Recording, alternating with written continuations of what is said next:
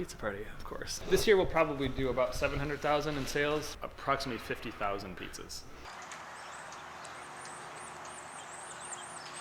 My name is Justin Gunnink. I own the Pizza Parliament. We started 6 years ago. We've grown to 3 trucks now. Built out the second one last year and the third one this spring. And this is the location that we are currently at. Most trucks actually have to have a commissary. We do not, because we're fully self-sufficient on the truck specifically. So that's why we're operating out of a pole barn. And I can kind of show you guys the space. We've modified it to make it work as well as possible for us. Here's the space. We keep all 3 trucks in here. One of them is currently at an event. We've been doing this Halloween event every single weekend where we basically just leave the truck parked there for 4 days at a time. So that one's out. This is our newest one, which you can tell I haven't even had time to get the graphics on. Just hung a banner on the side and called it good. This is Penny. Penny basically runs the pole barn here. She's the one that stocks the trucks, cleans everything, does the dishes, makes sure that the trucks are ready to go when drivers show up. Over here is kind of just like a pseudo office area. Boxes for days. We probably place an order for about 5,000 boxes every few weeks to a month. Here's some dry storage, water, sodas, napkins, basically all the back stock that is sealed. Here is our sort of makeshift station that instead of having an expensive commercial cooler, we just bought a bunch of these smaller freezers which can be turned to either cooling or freezing. So depending on where things are at in regard to the rising process of the dough, we always have dough kind of constantly rising depending on the events coming up. Instead of spending thousands and thousands of dollars on a walk-in cooler or walk-in freezer like our old space has, we were able to buy these in bulk for, I think they came up to like 189 bucks a piece. So we just, we have a whole section for freezing, a whole section for cooling. The trickiest part, to reduce waste is the dough rising process. So, it is our recipe, but we sub that out to a huge bakery where we can pick up 1,600 doughs at a time. Usually we'll have 1 or 2 pickups a week for that, and then the balance that Penny is basically in charge of is like, okay, how many doughs do we need for the next 5 days? Let's get them rising so the timing is right, because you really need to be in that perfect 2 to 5 day cold rise for the dough to be perfect for the pizza. Here's another interesting thing. We used to buy all of our meats from Gordon Foods, but now we still buy a lot from Gordon, but we shifted our meat purchases to Natural Choice Foods because they're like an opportunity food buyer where they might get a shipment of stuff that's like off-brand for a certain company where they need to just offload it, or maybe it's like closer to an expiration date or something. And since we freeze it anyways, we buy, they'll say, hey, we got a shipment of ham in, and it's this random brand, and we'll try it out. If it tastes good, then we'll buy a pallet worth of stuff at like 80% discount. Oh, nice. So that's why it's nice to have all this extra storage. So Penny. This is Amy. Amy is the operations manager. She makes sure that everyone's where they need to be, that things are picked up. She's always running all over town, picking up orders of cheese and meat and dough and all that kind of stuff. So yeah. So she's basically the number one go-to person if anyone needs anything or has any questions, and that basically reduces my role down to sales and marketing and bookings, which is what I enjoy doing. Dough is our recipe, but we sub it out to a large bakery, so basically every single week we just figure out what events we have coming up, say, hey, we need this many batches, and then she picks it up usually once or twice a week. So this next truck is the first one. We built it out in 2016. We actually bought it from Miami, which was an interesting process. I went down there to negotiate with this guy, and we came to an agreement, and then he couldn't find the title. Then we was like, all right, and then we had to get the transmission fixed. So we left the thing down there, had it shipped up, still couldn't find the title. I think weeks later, we finally got the title mailed to us from some guy in England or something. I'm not sure what happened. It was like a business partner that moved overseas, but that was a whole interesting process. And then after a few, I'd say after a few months, pretty much everything on the truck broke. It seemed like they probably just sold us a lemon. The generator went out, the oven went out, everything, water heater. So we basically started from scratch. Probably 3 months later, we're like, all right, let's just buy all brand new, top-notch equipment, just so we don't have to be worrying about, because obviously you don't ever want to have to cancel on a catered event. You don't ever want to be breaking down while you have a line of people. It's just money out the window. So yeah, we invested in, I guess I could show you this generator. Oh yeah, here are the chickens. Part of storing stuff on a farm is there's always chickens around. This generator is a Cummins Onan diesel, good for 40,000 hours. We go through about 2,000 hours a week. It's basically like gonna be like the lifetime of 3 food trucks. So, you know, like the engines will die before that goes. So that's one thing we don't have to worry about, which is nice. This is a 2002 Utilimaster. We bought it with 250,000 miles on it. We've already had to replace the engine twice. Don't ask. Added the wood to the side. At the time, it was totally wrapped. We stripped all the wrapping off, had it custom painted with this gunmetal gray, and then applied the graphics and yeah, made it our own. That was in late 2016, early 2017. And yeah, come on board.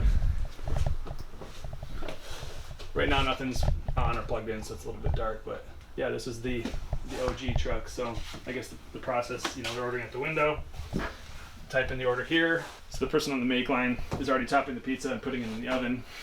It's only 4 minutes in the oven, so we can have about, so I said, you know, it's a conveyor, but we can have about 81 pizzas coming through per hour. And then when it's really busy, we have a little window in this back door, so the order comes in here, through the oven, box it up, straight out the back window. But 9 times out of 10, we're just using this window for both ordering and pickup. How many events are you doing a week? So on average, probably about 15. All 3 trucks definitely run simultaneously, Friday, Saturday, Sunday.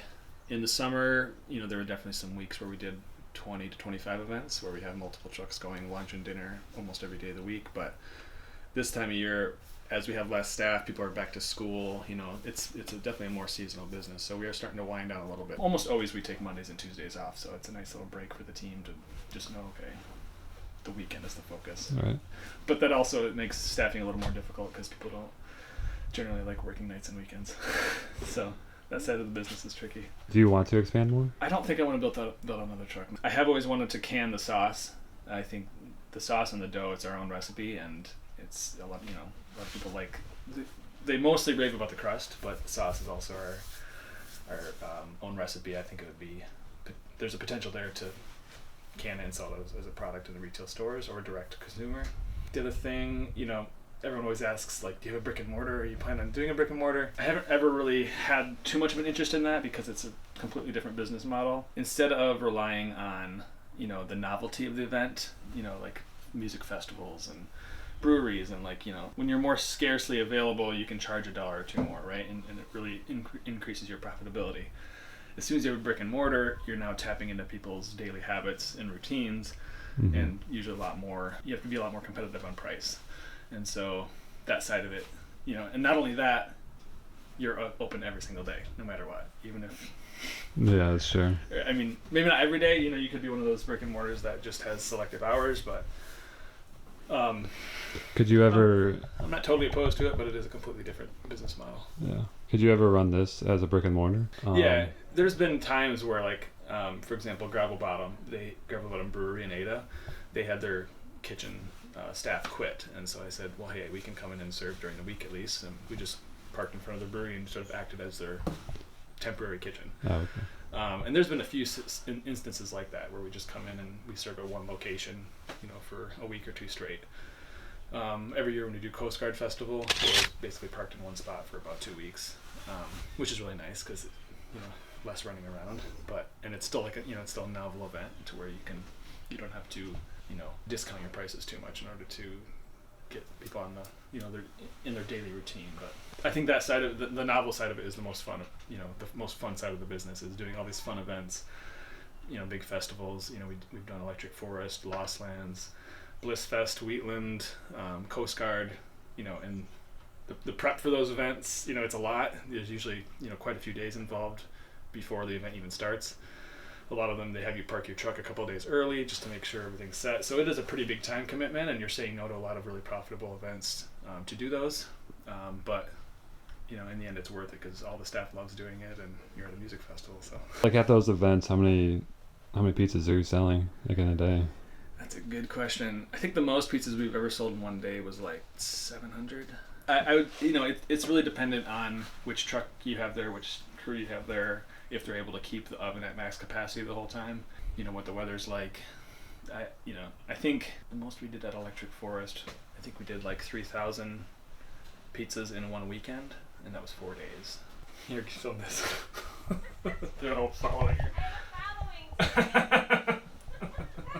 A lot of times, the details of specifically where people are walking and where they're routed on the festival grounds or whatever event you're at, understanding that walk flow is like the most important thing that to gaining sales. Like if you're even across the field from where everybody's walking, people either aren't going to see you or they're just not going to take the time to walk over and look at your menu, especially if there's something closer. So yeah, festivals and those kind of events are fun, but they're all they're a lot more hit or miss. Catering is really where all the money's at. That's where our focus is, because if someone books us for their wedding, they know exactly how many people are going to be there. They're paying ahead of time. Typically, they're paying a deposit. And it's guaranteed money because rain or shine, it's happening. So that's kind of where our focus is. I'd say our schedule is filled up probably 60-40 catering versus vending events. The vending events do obviously really help us, though, with getting the name out there and exposure. And, we always have cards telling people that we cater as well. And then also, a lot of those vending events are the ones that the staff have a lot of fun with. But the staff that want to make the really good tips, they usually like doing the catering events, because we'll calculate. When I quote the event, I'll automatically calculate a gratuity in there for the staff as well. So it's always nice to have that guarantee that the event is going to happen and people are going to be there and the customer's going to pay. If you had to do just like one event, what would you, or like one style? Oh. What's your favorite, or what would you focus on? Okay, so if we're going to categorize the different events that we do, let's put breweries and distilleries in one category, music festivals in another, catered weddings in another, and then like company events, like company lunches, company events. I would probably choose the music festivals because you make so much money in such a short period of time. Like let's say I only have one truck, I would probably just focus on the music festivals, because then I know Monday through Wednesday every week I pretty much have off, and Thursday through Sunday I can focus, and on top of that, 9 times out of 10, if someone buys a ticket to a music festival, they're going to go to it, unless it's a complete downpour. But I would probably choose that just because there's so much fun. How many rainouts do you get a year? Maybe a dozen. There's not a lot. It's usually at the beginning or the end of the season. Usually in the middle of the summer, we still stick it out and say, yeah, at least it's warm, like people can order pizza and run inside wherever we're at, Do you guys do any advertising? In the beginning, it was pretty much just word of mouth. I love sales and marketing, so I just, spread the word that, hey, I was going into this. I used to own a window repair company, and I went into food. I don't really know why, but we really started doing a lot of advertising as soon as COVID hit, because as soon as that happened, that was actually a year that we decided, we only had this truck, and we decided we're going to do music festivals all year long. So we had music festivals lined up every single weekend for 2020. And then COVID happened, and every single one of them canceled. But right away, I was just like, well, okay, where are the people at? They're at home. They don't want to cook. They're stuck there. Let's go into the neighborhoods. So on the day we were supposed to do Irish on Ionia, which I think was like March 16 or something, instead we just threw a post out saying, hey, who wants our pizza truck in your neighborhood? Essentially like thinking, we'll just get a list of people who want pizzas and we'll make them and go deliver them with the food truck. Like it'd be a good Instagram post, or it would probably be something that would grab some attention.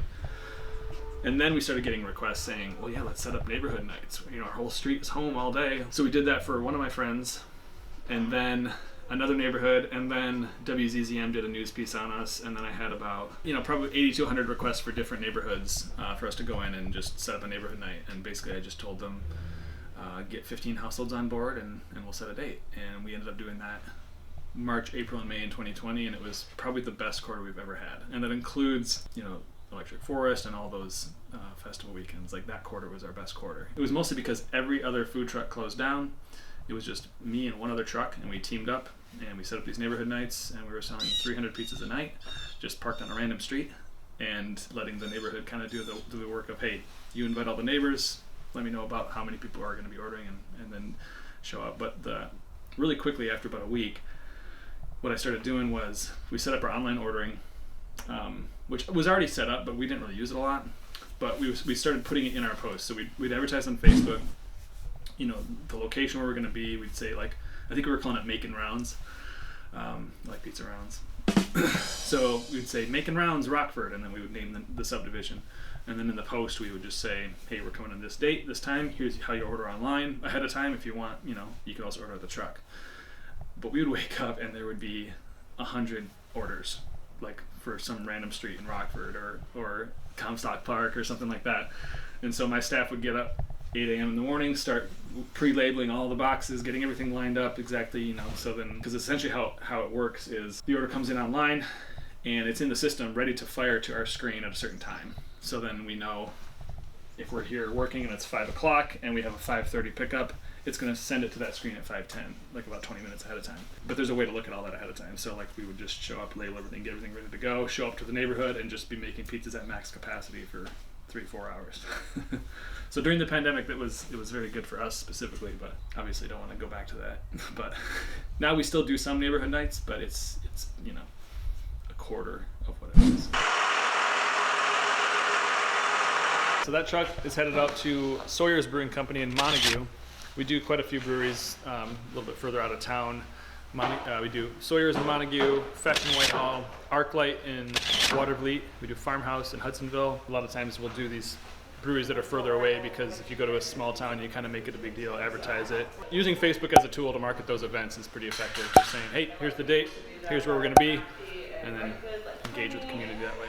This year we'll probably do about $700,000 in sales with the 3 trucks, but that's with, you know, 3rd truck was finally ready by May, so that's only been operating for a few months. This truck was out of commission for quite a few weeks this year because of engine issues. There was quite a few events where we actually hired a tow truck to tow us from event to event because there's no way that I'm ever going to cancel on a bride. So this truck was scheduled to do some weddings, you know, and our other trucks were also scheduled to do catered events. And so we teamed up with this tow truck and said, hey, here's the events that we absolutely can't cancel. Put them on your schedule and he'll pick it up, bring it to the event, drop it off. 3 hours later, pick it up, bring it back to his shop, plug it in at his shop. He was very helpful. But yeah, even with all those issues, I think we'll probably hit about 700 this year, and next year hoping to break 1 million. But we'll see. It just depends on a lot of factors. I think the biggest factor when I'm booking events and trying to keep the schedule filled is how much staff I have. And the hardest part to fill is somebody who has the unique skill set of the person that I need as a driver. So obviously they need to be able to drive a large vehicle, do like basic maintenance, like have a general understanding of, hey, this is happening to the generator, how should I troubleshoot it? Also be good with people, be good with obviously food service, be ServSafe certified and know how to properly handle food. So it's a very unique type of person that I need to be managing these shifts. So yeah, right now, I mean, I would be booking all 3 trucks every single day of the week if I had enough staff for it.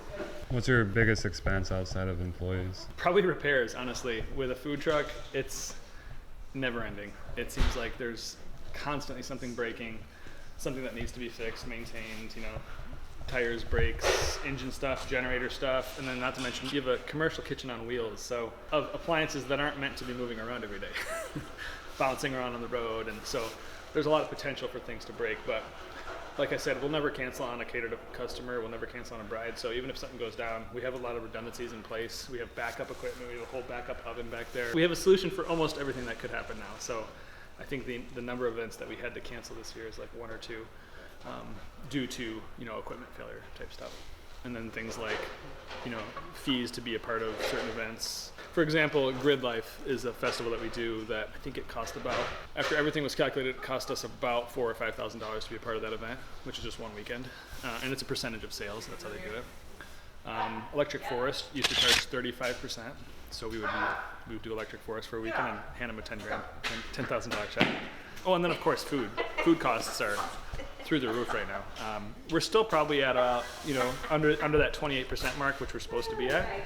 The goal for any food service business is to be under 28% food costs.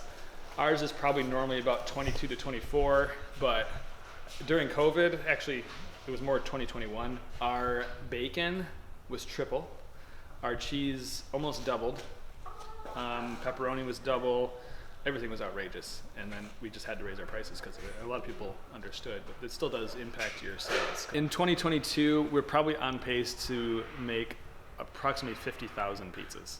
Which pizza sells the most? Honestly, probably pepperoni. People are kind of predictable and boring. It depends on the event you're doing and the crowd. Sometimes at the breweries, people are experimenting a little bit more because they're trying different beers and they're hanging out and they're more adventurous, I guess.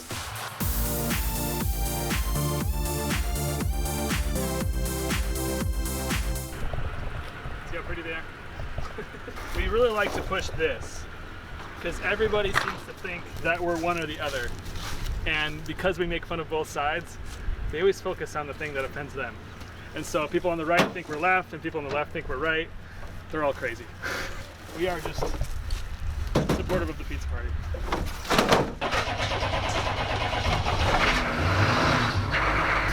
All right, so propane lane is on West River Drive. We'll be taking the escalator, so be careful.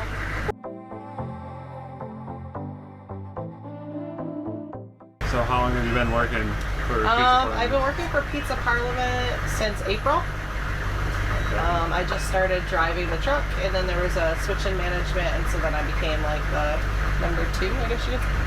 Nice. Justin's owner. I basically, I do like ordering, I help with scheduling, stuff like that. I basically do like make sure there's maintenance on the trucks, make sure everybody's doing the right stuff. Payroll, I do all the payroll. Make sure everybody's paid properly, stuff like that. So it's fun. It's a lot of fun in the summer. We get to see like free concerts or go to festivals or things like that. So that's a lot of fun. It's kind of like you're hanging out with friends too. We all get along pretty well. Pretty chill group. So. How many hours are you working in a week? For me, it's like a 24/7 job. I work a lot, and I have a family too, so that's kind of hard to struggle when I have 2 young kids. So I work a lot. Right now, it's gonna die down a little bit, but this summer when I took over in August, I mean quite a few 60-hour weeks with like constantly getting dough or like stuff from Gordon Foods. I mean we need cheese and pepperoni and all that stuff, and stocking trucks in the morning. I help Penny stock trucks in the morning because sometimes she has 3 to do and they're all coming at like 10:30, 11, so it's like she can't do it all by herself. Between that and just making inventory of like what I need to order and things like that, and most of the times I'll actually pick up the orders too at Gordon's, so I'll actually physically bring a truck, sometimes this one or my own vehicle a couple trips, or Justin's truck, and then I have to put all that stuff away too. So yeah, I work a lot. So this morning I got to Arnie's around 10 o'clock to get our dough. Dropped it off, then went home, and I won't be back till about 10 p.m. tonight. So it's a long day. It's a long day at the pizza truck, but hopefully it's a profitable one. It looks like a nice day today, so that's what we can hope for.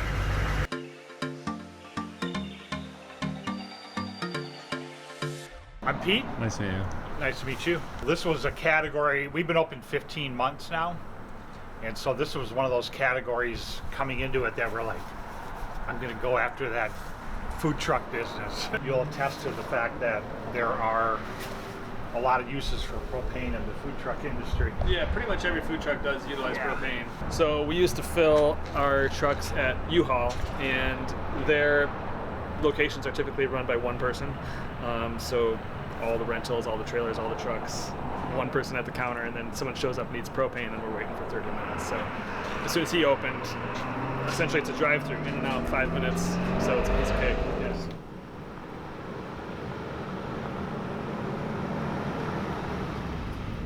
This is our trailer. The other 2 are obviously food trucks. This is our only trailer. And when we were building this out, our main food truck engine blew. And so we just quick wrapped the one side, threw a banner on, and it started taking over our main events, and then I never got around to going back and actually finishing the graphics on this. But it works, it allows us to be in multiple places at the same time, and looks somewhat decent despite all the damage. Do you guys have like other competitors? How do you deal with competitors? Yeah, I mean the food truck community in West Michigan is pretty, I'd say there is a subset of the food truck community that's really supportive of each other. It's a lot cheaper to originally build out a trailer than it is a truck, which was nice because we could get into a second unit affordably, but the thing that I underestimated, logistically the trailer is a lot more difficult than the truck because you have when you're trying to maneuver at food truck events or festivals, getting a trailer into spots is a lot more tricky. And then the hardest thing is finding drivers that know how to tow a huge trailer like this. So if you include the tongue, I think this thing is like 28 feet long maybe. So it takes a lot more training for somebody to, for me to be comfortable with somebody towing this to events, as opposed to training somebody to drive a, box truck or something. So What percentage is cash versus like credit card? it's probably 50-50. It depends on the event, but there's some events that are mostly cash. Some of the music festivals where people don't know if they'll have cell service, I think they tend to carry more cash at those.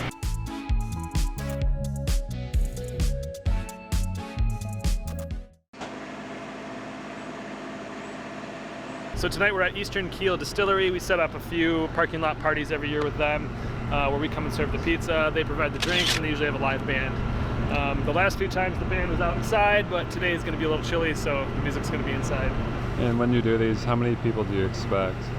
Like tonight we'll probably sell 100 pizzas, maybe 150. It really depends on how it's marketed. It all comes down to how well it's marketed, and of course who the band is, and if it's outside, it's always going to be weather dependent. And then of the three, which one do you think will do the best? So I'm guessing we'll probably hit about 100 pizzas here, maybe 120, and then Jack-o'-lantern World will be very busy tonight because it's so close to Halloween, and it's not supposed to rain, so we might do close to 180 pizzas there, maybe. And then Sawyer's Brewing Company in Montague is never too crazy. I would say maybe we'll do like 75 there. So yeah, in between events, during the day and stuff, there is typically a little bit of downtime, but there's so much prep work and maintenance and stuff needing to be done that there's not a whole lot of downtime. Amy is the one that she does all the running around. She's the operations manager. She's the one picking up orders and dropping stuff off and making sure people are showing up on time. And typically we have our staff show up at the location of the event about an hour ahead of time, which is typically a good amount of prep time. You get the truck fired up, oven warmed up, and then if there's any online orders, we can start prepping for those ahead of time as well. If I have enough staff, then I can, typically we can do lunches and dinners almost every day of the week, because there's vending opportunities, and then there's also companies that want to do company catering and things like that. Do you have any advice on upcoming entrepreneurs or advice on the food truck industry? If I had to simplify it down to three pieces of advice for a potential food truck owner. One would be have patience. It takes a lot of time and a lot of money to grow a following and to understand which locations are profitable, which ones aren't, and what to focus on. Two, get ready for things to break. It's a commercial kitchen on wheels. All the equipment is not meant to be bouncing around a food truck. There's 100, 200 things that can break and ruin an event. So getting to places early and being ready with redundancies in place in case things break, so you don't ruin a bride's day. And the third thing is, I know you love food, but you have to focus on the numbers. There are so many food truck owners that are almost offended by profitability, but you're going to go out of business if you don't focus on the profits. And people, sometimes they won't. Sometimes customers complain about your price.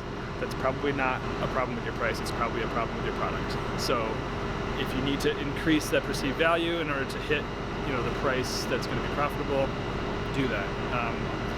I think the average lifespan of a food truck in West Michigan is about 2 years. So yeah, those are the three things. Have patience, get ready for things to break,